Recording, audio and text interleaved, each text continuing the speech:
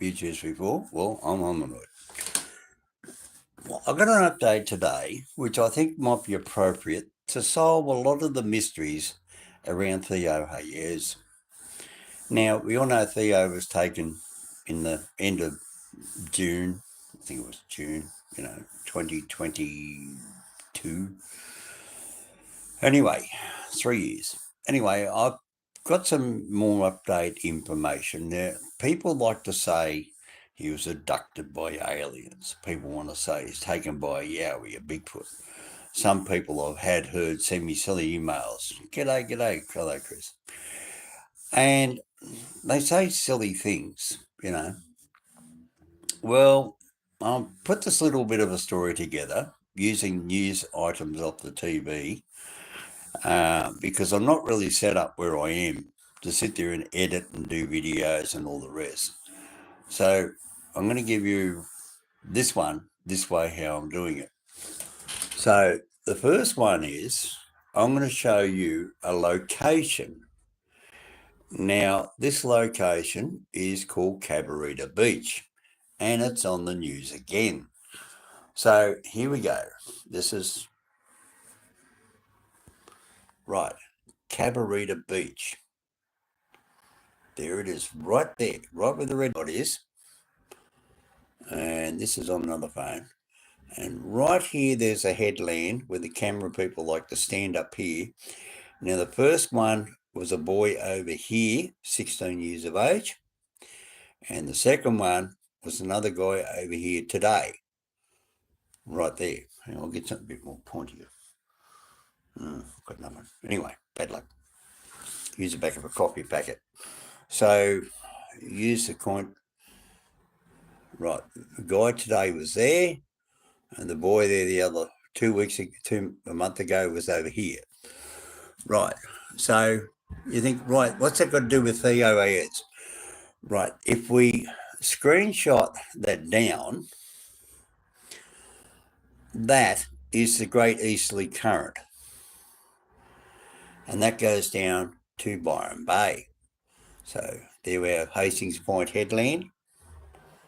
You can still see the current over here, the dark colour.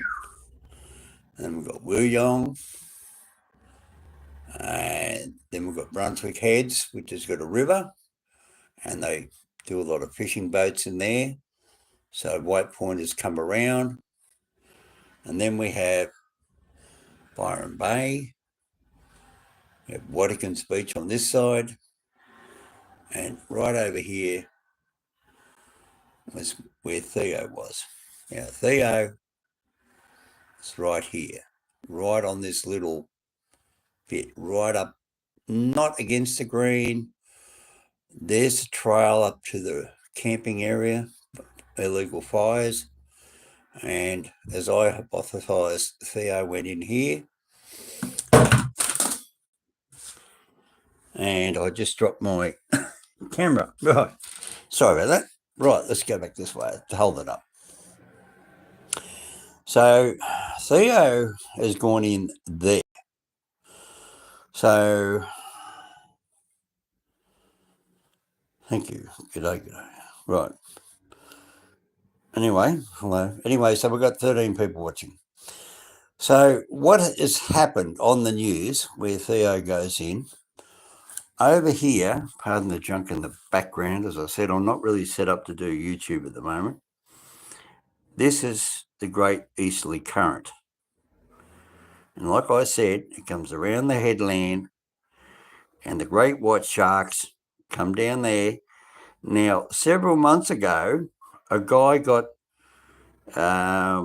taken. He was a Queensland policeman. And he was taken down here at Broken Head.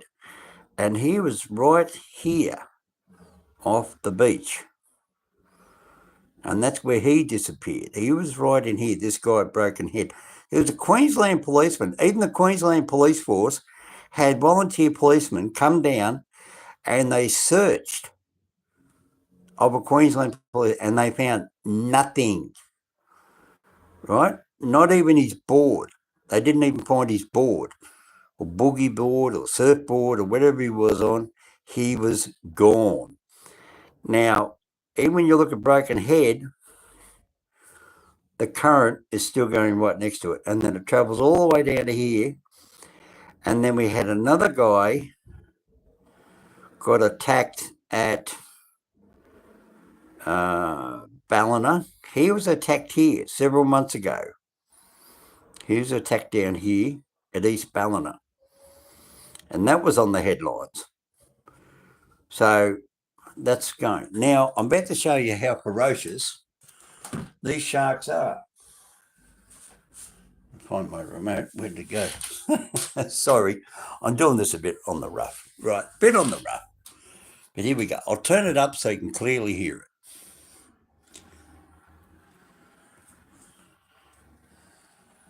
A remarkable escape from the jaws of a great white. On a picture-perfect day, crystal clear waters distracted from the danger below. Brad Ross was surfing at Cabarita Beach around 7:30 this morning when an apex predator attacked. I looked at him, we both looked at his wave, and I got the wave. Amazing. Looked back, and his board was just blown into pieces. There was just an explosion. The board went exploding. The one half went that way, one half went that way. He swam back to shore before his board washed up in two, with a giant bite-sized chunk. And he was lucky. From the middle. Yeah, happy that he's not hurt. There's like not a scratch on him. His board was snapped and a big bite out of it. Yeah, very lucky guy. Drone footage captured its escape. Around 2 hours later, a 5-metre white shark was caught in a drumline nearby, but broke free before it could be inspected. Yeah, pretty scary, eh? This is the second attack at Cabarita Beach in less than 2 months. A 16-year-old boy was seriously injured when he was bitten on the arm and leg at the same cove at the end of June.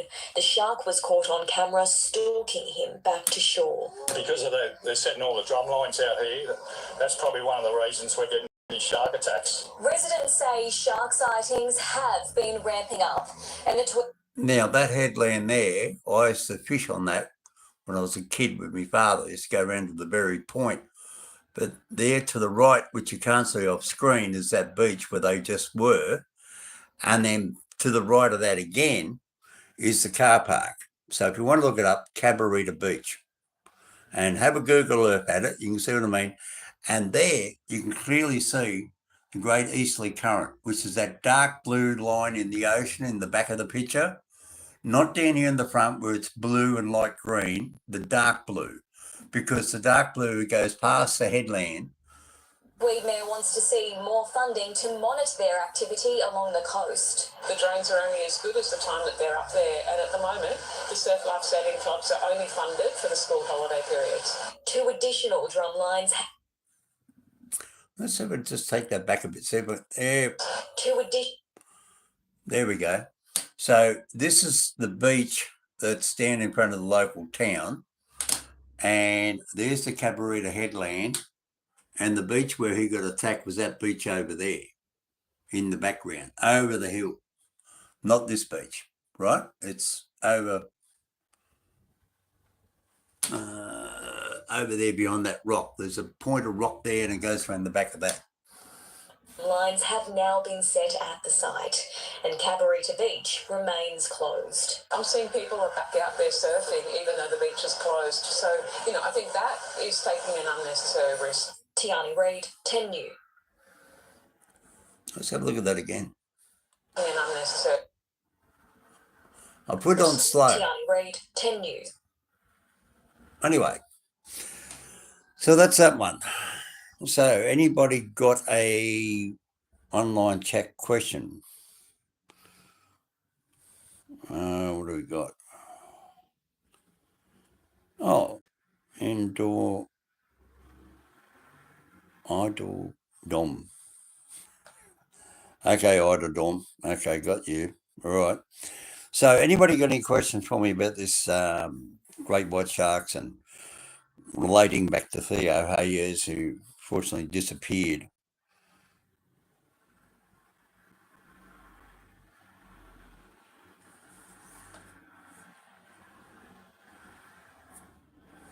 Huh? Anybody? All right.